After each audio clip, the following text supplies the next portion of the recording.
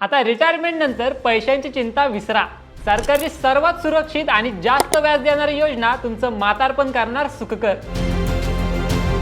बँकेच्या एफडी पेक्षा जास्त परतावा आणि 100% सरकारी सुरक्षा. ज्येष्ठ नागरिकांसाठी ही योजना आहे एक वरदान. 30 लाखांची गुंतवणूक आणि दर 3 महिन्याला हमखास उत्पन्न. या योजनेबद्दलच्या महत्त्वाच्या गोष्टी तुम्हाला माहिती आहेत का?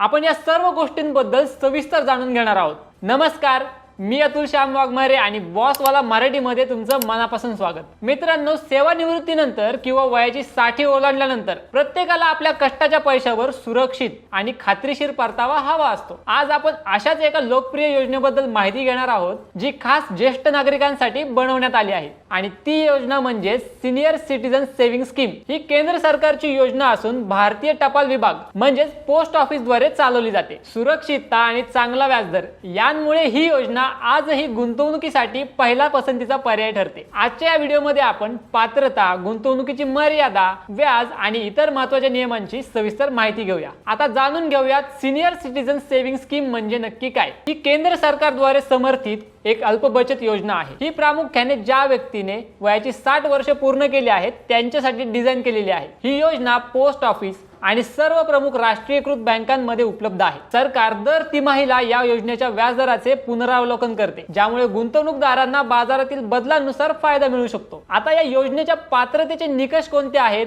कोण गुंतवणूक करू शकतं ते बघूयात. या योजनेत गुंतवणूक करण्यासाठी काही विशिष्ट नियम आहेत. एक म्हणजे साधारण नागरिक, ज्यांचं वय 60 वर्ष किंवा त्यापेक्षा जास्त आहे. 2 म्हणजे स्वेच्छानिवृत्ती, ज्याला VRS असंही म्हणतात, ज्यांनी वयाच्या 55 ते 60 वर्षांदरम्यान निवृत्ती घेतली आहे ते देखील गुंतवणूक करू शकतात. मात्र त्यांनी निवृत्तीचे फायदे मिळाल्यापासून 1 महिन्याच्या आत अर्ज करणे आवश्यक आहे. 3 म्हणजे संरक्षण दलातील कर्मचारी, निवृत्त लष्करी कर्मचारी आवश्यक अटींची पूर्तता करून वयाची 50 वर्ष पूर्ण झाल्यावर या योजनेचा लाभ घेऊ शकतात. मात्र एक लक्षात घ्या, दुर्दैवाने NRI किंवा हिंदू अविभक्त कुटुंब या योजनेत खाते उघडू शकत नाहीत. आता आपण पाहूयात गुंतवणूक मर्यादा. यात तुम्हाला किती रक्कम गुंतवता येईल. मित्रांनो, या योजनेत मोठे बदल करण्यात आले आहेत. एक म्हणजे किमान मर्यादा. तुम्ही किमान 1000 रुपयांपासून गुंतवणुकीला सुरुवात करू शकता. याची कमाल मर्यादा पाहायची झाली तर एका व्यक्तीला आता 30 लाख रुपयांपर्यंत गुंतवणूक करण्याची परवानगी आहे. आधी ही मर्यादा 15 लाख रुपये होती. 3 म्हणजे संयुक्त खाते. तुम्ही तुमच्या जोडीदारासोबत हे खाते उघडू शकता. जर पती आणि पत्नी दोघेही पात्र असतील तर ते स्वतंत्र खात्याद्वारे एकूण 60 लाख रुपयांपर्यंत गुंतवणूक करू शकतात. पुढचा मुद्दा आहे व्याजदर आणि परताव्याचे गणित. या योजनेचे सर्वात मोठे वैशिष्ट्य म्हणजे याचा व्याजदर. मुदत ठेवी आणि बचत खात्यांच्या तुलनेत याचा व्याजदर खूपच चांगला आहे. सध्या ज्येष्ठ नागरिक बचत योजनेवर 8.2% दरानं व्याज मिळत आहे. आपण आता बोर्डवर समजून घेऊया की किती रुपये गुंतवल्यावर किती व्याज आणि किती रुपये मिळतील. तुम्ही जर सिनियर सिटीजन सेव्हिंग स्कीम मध्ये 5 लाख रुपये गुंतवले तर 8.2% इंटरेस्ट रेटने तुम्हाला त्यावर 5 वर्षांनंतर 2,05,000 रुपये हे व्याज मिळेल.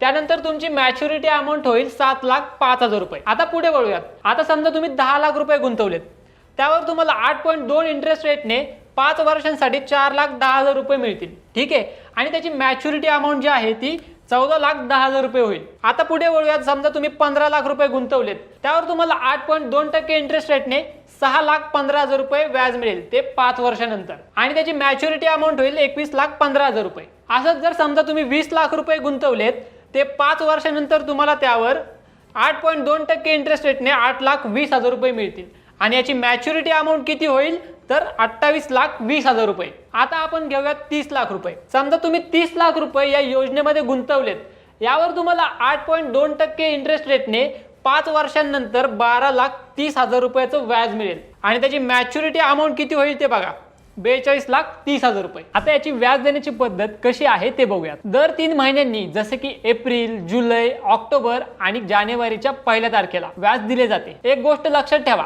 यात चक्रवाढ व्याज मिळत नाही. जर तुम्ही ठरलेल्या तारखेला व्याज काढले नाही तर त्या पडून असलेल्या व्याजावर पुन्हा व्याज मिळत नाही. त्यामुळे हे व्याज तुमच्या बचत खात्यात जमा करणे कधीही फायद्याचे ठरते. आता बघूयात कर सवलत आणि टॅक्सचे नियम. गुंतवणूक करताना टॅक्स वाचवणे हे देखील महत्त्वाचे असते। पहिलं म्हणजे कलम 80C। या योजनेत केलेल्या गुंतवणुकीवर तुम्ही प्राप्तिकर कायद्याच्या कलम 80C अंतर्गत 1.5 लाख रुपयांपर्यंत कर सूटचा दावा करू शकता। दुसरं म्हणजे TDS। जर तुमचे वार्षिक व्याज 50,000 रुपयांपेक्षा जास्त असेल तर बँक किंवा पोस्ट ऑफिस टॅक्स कापते। तिसरं म्हणजे टॅक्स कसा वाचवायचा। जर तुमचे एकूण उत्पन्न करपात्र मर्यादेपेक्षा कमी असेल तर तुम्ही फॉर्म 15(1) जमा करून TDS वाचवू शकता। आता खात्याची मुदत आणि मुदतवाढ काय आहे ते पाहूयात। ही योजना 5 वर्षांच्या मुदतीसाठी असते, तर 5 वर्ष पूर्ण झाल्यावर तुम्ही तुमचे खाते आणखी 3 वर्षांसाठी वाढवू शकता। आता नवीन नियमानुसार तुम्ही 3 वर्षांची मुदतवाढ अनेक वेळा घेऊ शकता। मुदत संपल्यापासून 1 वर्षांच्या आत मुदतवाढीचा अर्ज करणे आवश्यक असते। सिनियर सिटीजन सेव्हिंग स्कीम मध्ये पैसे गुंतवताना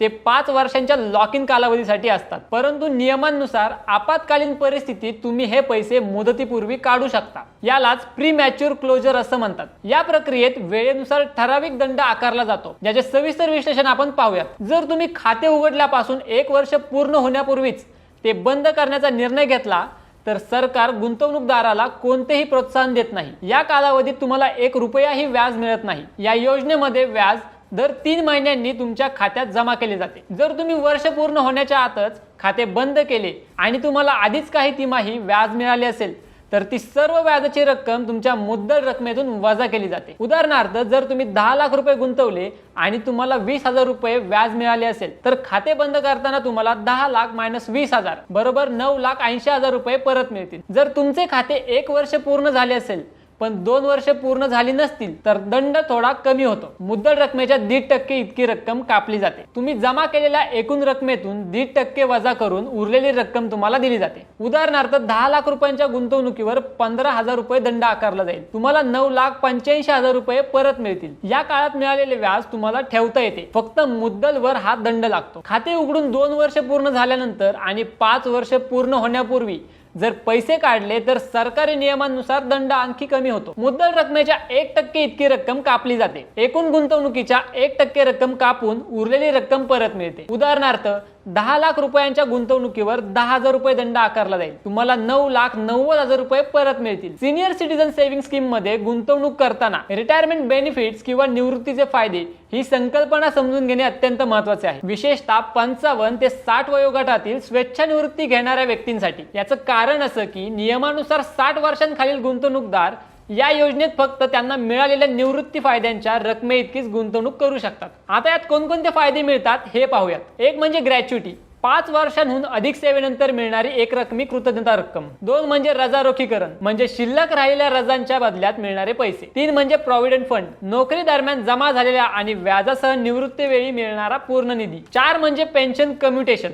भविष्यातील मासिक पेन्शनचा काही भाग उदाहरणार्थ 40% आगाऊ एक रकमी स्वरूपात घेणे। 5 म्हणजे ग्रुप इन्शुरन्स, कंपनीच्या गट विमा योजनेतून मिळणारी बचतीची रक्कम। 6 म्हणजे VRS सवलत, स्वेच्छानिवृत्ती घेताना मालकाकडून मिळणारी अतिरिक्त प्रोत्साहन रक्कम। सिनियर सिटीजन सेव्हिंग स्कीम मध्ये खाते उघडण्याची प्रक्रिया अत्यंत सोपी आणि सरळ आहे। तुम्ही कोणत्याही पोस्ट ऑफिस मध्ये किंवा अधिकृत बँक उदाहरणार्थ SBI, ICICI, HDFC आणि PNB या बँकांमध्ये जाऊन हे खाते उघडू शकता। यासाठी तुम्हाला खाते उघडण्याचा फॉर्म A भरावा लागेल। तसेच 1 लाख रुपयांपर्यंतची गुंतवणूक तुम्ही रोख स्वरूपात करू शकता, परंतु त्यापेक्षा जास्त रकमेसाठी चेक किंवा डिमांड ड्राफ्ट अनिवार्य आहे। आता कागदपत्रे कोणती लागतील ते पाहूयात। या योजनेसाठी आधार कार्ड आणि पॅन कार्ड हे दोन्ही अनिवार्य आहेत। यासोबतच वयाचा पुरावा म्हणून तुम्ही 60 वर्ष किंवा पात्रतेनुसार 50 ते 55 वर्ष पूर्ण केल्याचे सिद्ध करण्यासाठी पासपोर्ट, मतदान कार्ड, जन्म दाखला किंवा पॅन कार्ड वापरता येते। यासोबतच अलीकडच्या काळातील 2 पासपोर्ट साइज रंगीत फोटो, तसेच तुम्ही नोकरीतून निवृत्त झाला आहात का आणि तुम्हाला निवृत्तीचे फायदे मिळाले आहेत हे सिद्ध करण्यासाठी एम्प्लॉयरचे प्रमाणपत्र आणि रक्कम मिळाल्याची तारीख असणारा पुरावा आवश्यक असतो। पुढचा मुद्दा आहे नॉमिनेशन। खाते उघडताना किंवा त्यानंतरही तुम्ही वारसदार नियुक्त करू शकता। खातेदाराच्या मृत्यूनंतर सर्व रक्कम आणि व्याज वारसदाराला दिले जाते। जर वारसदार नसेल तर कायदेशीर वारसाला प्रक्रियेनंतर पैसे मिळतात। आता या योजनेची तुलना बँक FD सोबत करूया। याचं सगळं काय आपण टेबलवर जाऊन बघूयात। समजा तुम्ही 10 लाख रुपये गुंतवले तर दोन्ही योजनांमधून परतावा कसा असेल हे आपण बघूया। आणि या ठिकाणी आपण बँकेचा इंटरेस्ट रेट जो आहे तो 60% सरासरी पकडूया. आता 10 लाख रुपये तुम्ही जर सिनियर सिटीजन सेव्हिंग स्कीम मध्ये गुंतवले तर 8.2% रेटने तुम्हाला दर 3 महिन्याला 20,500 रुपये मिळू शकतात. आणि तेच पैसे जर तुम्ही बँक एफडी मध्ये टाकले तर 60% इंटरेस्ट रेटने तुम्हाला 7,500 रुपये मिळू शकतात. आता आपण 1 वर्षांचा इंटरेस्ट रेट बघूया. हे 10 लाख रुपये जर तुम्ही सिनियर सिटीजन सेव्हिंग स्कीम मध्ये 8.2% इंटरेस्ट रेटने टाकले तर तुम्हाला त्यावर 82,000 रुपये व्याज मिळू शकतं. आणि तेच पैसे जर तुम्ही बँक एफडी मध्ये टाकले तर 60% सरासरी इंटरेस्ट रेटने 70,000 रुपये मिळू शकतात. आता बघूयात 5 वर्षांनंतर तुमचा इंटरेस्ट किती होतो. तर 10 लाख रुपये तुम्ही सिनियर सिटीजन सेव्हिंग स्कीम मध्ये गुंतवले तर त्याचे 5 वर्षांनंतर 4,10,000 रुपये होतात. आणि 10 लाख रुपये तुम्ही 5 वर्षांसाठी जर बँक एफडी मध्ये गुंतवले तर त्याचा इंटरेस्ट हा 3,50,000 रुपये होतो. आता याची मॅच्युरिटी अमाऊंट किती होते ते बघूया आपण.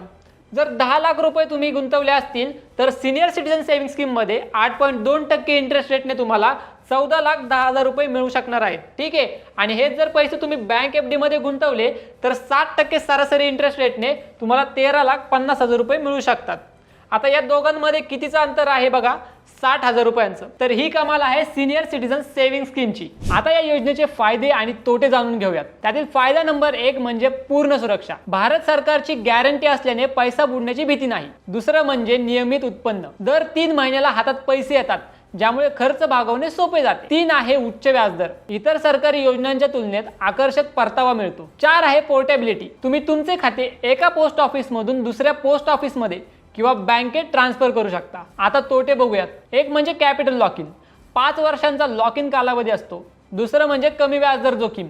भविष्यात जर सरकारने व्याजदर कमी केले तर मुदत वाढ घेताना कमी दराने व्याज मिळते. आता शेवटाकडे वळूयात. तुम्ही गुंतवणूक करावी का? जर तुमचे वय 60 पेक्षा जास्त असेल आणि तुम्हाला तुमच्या आयुष्याची पुंजी सुरक्षित ठेवून त्यातून घराचा खर्च चालवायचा असेल तर या योजनेपेक्षा उत्तम पर्याय दुसरा नाही. यात जोखीम 0 आणि समाधान 100% आहे. आजच तुमच्या गुंतवणुकीचे नियोजन करा आणि निवृत्तीनंतरचे आयुष्य सन्मानाने जगा. हेही लक्षात ठेवा मित्रांनो, ही माहिती शैक्षणिक उद्देशाने दिलेली आहे. गुंतवणुकीपूर्वी अधिकृत वेबसाईट किंवा तज्ञांचा सल्ला नक्की घ्या. तुम्हाला हा व्हिडिओ आवडला असेल तर लाईक करा. तुम्ही या योजनेत गुंतवणूक केली असेल किंवा करणार असाल तर कमेंट मध्ये हो लिहा आणि गरजू लोकांना हा व्हिडिओ शेअर करा. सर्वात महत्त्वाचं म्हणजे तुम्ही अजूनही बॉसवाला मराठीला सबस्क्राईब केलं नसेल तर लगेच करा, कारण अशा प्रकारच्या महत्त्वाच्या माहितीपासून तुम्ही वंचित राहायला नको. ब्रँड पार्टनरशिप आणि ॲडव्हर्टाइजमेंट इन्क्वायरीसाठी ईमेल करा brand@bosswala.com.